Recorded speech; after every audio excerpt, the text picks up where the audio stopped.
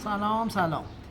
در ادامه بحث‌های داستان و نکات داستان نویسی، یک داستان از آقای وودی آلن میخوایم بخونیم از کتاب وای ددم وای. قبلا هم از این کتاب داستان خوندیم و بعد نکات داستان نویسیشو خدمتتون عرض میکنم. اسما رو من تلفظاشو بلد نیستم، ممکنه که تلفظهای اسما اشتباه بگم دیگه، شما مفهومش بگیرید.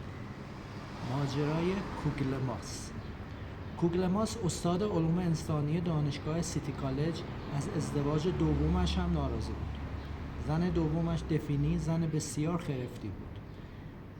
دو پسر خرفت هم از زن اولش فلو روی دستش مونده بود و دار و ندارش را نفقه زن و فرزند میداد. یک روز پیش روانکاوش درد و دل میکرد و میگفت چی فکر میکردم چی شد. اولش در باغ سبز من نشون داد. فکر نمی‌کردم اینقدر خودشو ول کنه که شکل بشکه بشه. البته وضع مالیش بد نیست، ولی پول که دلیل ازدواج نمیشه. هرچند پول هم اونقدرها هم بد نیست، خصوصا با این دخل و خرجی که من دارم. میفهمی که چی میگم؟ کوگلماس کچل بود و پشمالو مثل خرس، اما تا دلت بخواد آتشش تند بود. من باید با یه زن جدید آشنا بشم. شاید این کار به قیافه من نیاد، ولی من به جنس لطیف نیاز دارم. دوست دارم با یه زن هم صحبت بشم. من که دوبار زندگی نمی کنم. میخوام قبل از اینکه دیر بشه با عشقم برم ونیز، در رستوران 21 نیویورک با هم زیر نور شمع حرفای عاشقانه بزنیم و نگاه عشوه‌گرانه رد و بدل کنیم. میفهمی که چی میگم؟ دکتر مندل در صندلی‌اش جابجا شد و گفت رابطه داشتن با یه زن جدید فایده نداره. واقع گرا باش. مشکل تو جدی‌تر از این حرف است. کوگلماس گفت این رابطه باید کاملا مخفی باشه. نمیخوام دوباره کارم به طلاق بکشه. دفنی اگه بفهمه تا سنت آخر حقوقمو بالا میکشه. در ضمن طرف نباید از زنهای سیتی کالج باشه، چون دفینی هم اونجا کار میکنه. البته دانشجوهای اونجا هم همچی آش دهنسوز نیستن. آقای کوگلماس کمکم کن دکتر جان. دیشب خواب دیدم توی چمنزاری میدوم و یه سبد پیکنیک تو دستمه که روش نوشته گزینه‌هات. بعد دیدم سبد سوراخه. آقای کوگلماس شما نباید انتظار داشته باشید هر احساسی که دارید تحقق پیدا کنه. اینجا که میاین فقط باید احساساتتون رو بیان کنید تا با همدیگه تحلیلش کنید. شما بارها معالجه شدید و خوب میدونید مشکل شما یه شبه حل نمیشه. من روانکاوم، شعبده‌باز که نیستم. کوگلماس از روی صندلی بلند شد و گفت پس من میرم پیش یه شعبده‌باز. اینا گفت و جلسه مشاوره رو ترک کرد. چند هفته بعد یه شب وقتی کوگلماس و دفینی مثل دو تا تکه اساسیه کهنه تو آپارتمانشون بی‌حوصله میپلکیدن، تلفن زنگ زد. کوگلماس گفت من جواب میدم. الو؟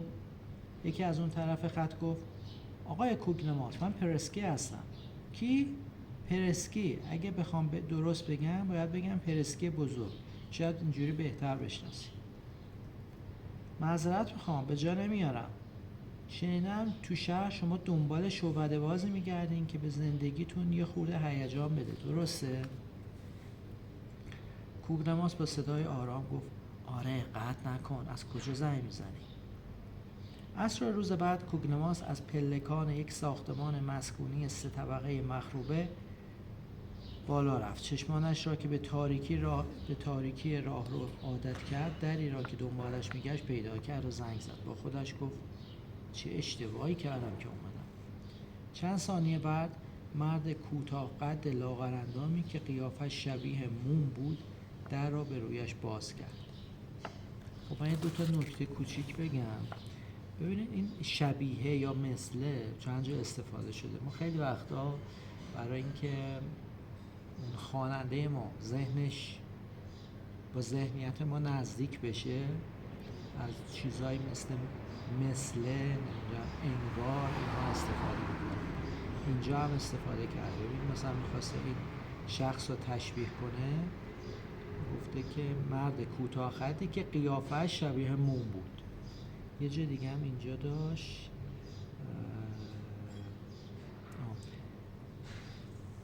کوگلماس و دفینی مثل دو تا تکه اساسی کهنه تو آپارتمانشون، دو تا تکه اساسی کهنه.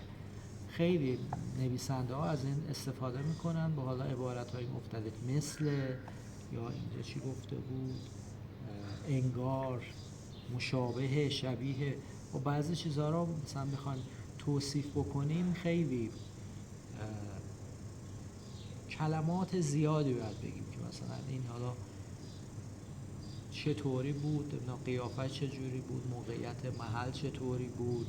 خیلی عبارات زیادی باید به کار ببریم. و تو داستان کوتاه، داستان رمان هم هست، ولی تو داستان کوتاه میتونیم از این مثله ها استفاده کنیم، انگار، و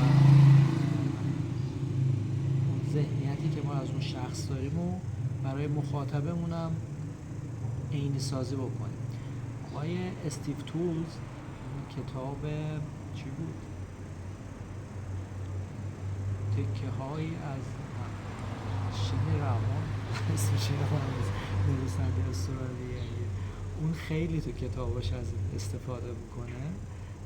مالش خوندم، حالا اسمش یادم نمیاد. خیلی انگار مثل اینا خیلی نمونه نشون میده. و اتفاقی که میفته اینه که خواننده هم تصورش با تصور ما نزدیک میشه.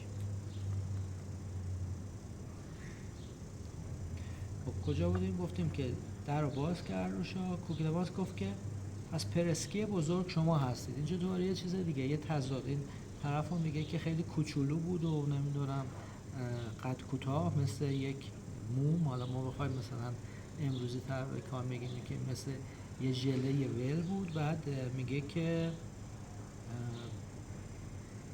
اینجا طرف خودشو گفته بود که من پرسکی بزرگ هستم. یه نکته دیگه این که تضادها که به ما کمک میکنه، خب اینجا گفتیم. یه تضاد دیگه هم داشت که خود این آقای شخصیت اصلی کوگلماس یه کچل و کوتاه و چاق، ولی خب دنبال دخترای خیلی زیبا و جذابه. انگار که استفاده میکنیم یه کمک دیگه هم به ما میکنه، از اون تکراری شدن صحبت همون جلوگیری میکنه. توی مثلا داستان میخواد بگه که این دوتا زن و شوهر روی مبل ول شدن، میتونه بگه که مثلا روی مبل ول شده بودن، لمیده بودن. اون چقدر تکراریه، اینا چقدر شنیدیم. ولی اینجا میاد و میگه که مثل چی بود؟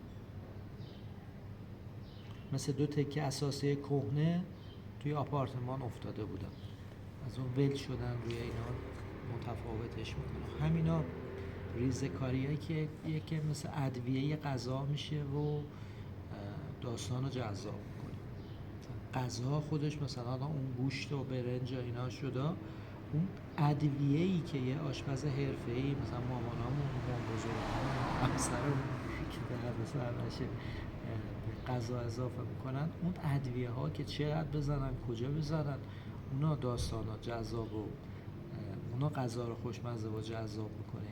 اینجا هم این تکه هایی که نویسنده میاره توش، به جز اون صرف بیان واقعیت اتفاق، اونها هم میاد و این جزئیات رو میاره و این جزئیات باعث میشه که اون داستان ما جذاب بشه.